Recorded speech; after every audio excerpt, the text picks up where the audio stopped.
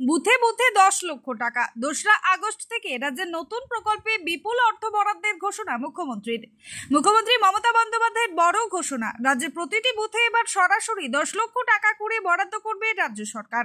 মঙ্গলবার এক সরকারি অনুষ্ঠানে এই নতুন প্রকল্পের কথা ঘোষণা করেন তিনি। এই প্রকল্পের অধীনে রাজ্যের প্রতিটি বুথে পাড়ায় পাড়ায় ক্যাম্প করা হবে। রাজ্যের বিভিন্ন এলাকায় ছড়িয়ে ছিটিয়ে থাকা ছোট ছোট সমস্যাগুলি খতিয়ে দেখবেন সরকারি আধিকারিকেরা এবং তা দ্রুত সমাধানের চেষ্টা করা হবে।